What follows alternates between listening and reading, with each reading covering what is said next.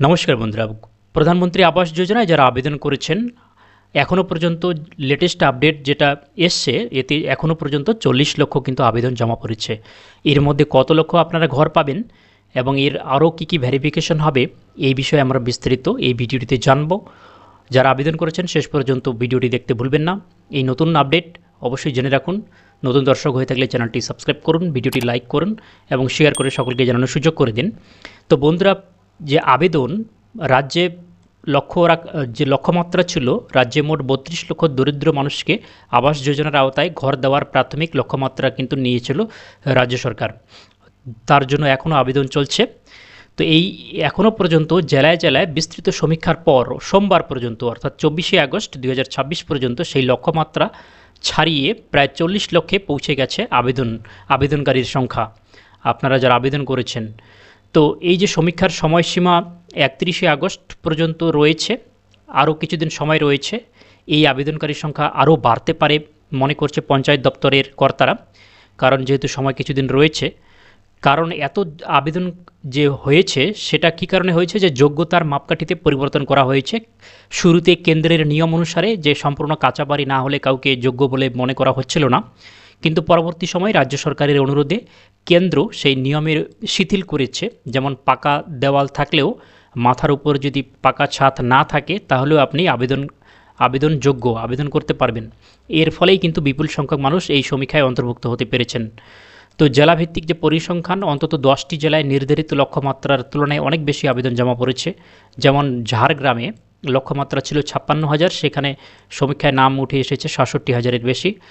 এদিকে জলপাইগুড়িতে লক্ষ্যমাত্রা ছিল 1,22,000, সেখানে কিন্তু নথিভুক্ত হয়েছে 1,40,000-এর বেশি। এছাড়াও দক্ষিণ 24 পরগনা, মুর্শিদাবাদ, পূর্ব মেদিনীপুর জেলায় বিপুল সংখ্যক আবেদন জমা পড়েছে। তো চূড়ান্ত তালিকা কিভাবে সম্ভাব্য উপভোক্তা তৈরি করা হবে, যে এই সমীক্ষায় শেষ হওয়ার পর শুরু হবে দ্বিতীয় দফায় করা যাচাইকরণ, অর্থাৎ আরেক দফা ভেরিফিকেশন হবে। এই ভেরিফিকেশনের পরে যারা অযোগ্য তাদের নাম ছাঁটাইয়ের পর চূড়ান্ত তালিকা তৈরি করা হবে এবং 35 থেকে 36 লক্ষ পরিবার ঘরের টাকা পাবেন বা সরকারি অনুদান পেতে পারেন বলে দপ্তর আশা প্রকাশ করেছে। অর্থাৎ সরকারিভাবে 35 থেকে 36 লক্ষ কিন্তু ঘর দেওয়ার লক্ষ্যমাত্রা নেওয়া হয়েছে সরকারিভাবে।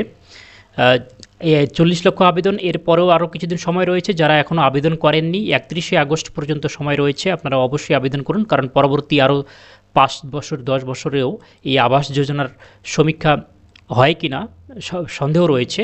আপনারা যদি আবেদন করে রাখেন, প্রথম দফায় যদি আপনাদের নাম নাও থাকে, তাও পরবর্তী সময়ে আরও যখন দ্বিতীয় দফায় ঘরের টাকা দেওয়া শুরু করবে সেই সময় কিন্তু আপনাদের নাম লিস্টে থাকবে।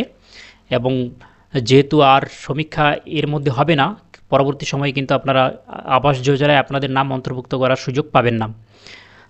তো আপনারা যারা আবেদন করেননি অবশ্যই আবেদন করে নেবেন। এবং কত টাকা পাবেন এই সংক্রান্ত ভিডিও কিন্তু আগে আমরা দিয়েছি, যে আবাস যোজনা এবারে আপনারা আগের থেকে বেশি টাকা পাবেন যাদের নাম লিস্টে উঠবে।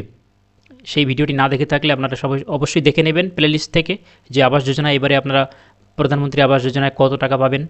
এবং এই সংক্রান্ত যদি আপনাদের কোনো প্রশ্ন থাকে, বাংলার আবাসের দ্বিতীয় কিস্তির টাকা যদি এখনও না পেয়ে থাকেন, কোনো সমস্যা অবশ্যই কমেন্ট করুন, আমরা আপনাদের সঠিক সমাধান দেওয়ার চেষ্টা করব। নতুন দর্শক অবশ্যই সাবস্ক্রাইব করবেন, ভিডিওটি লাইক করবেন। Thanks for watching.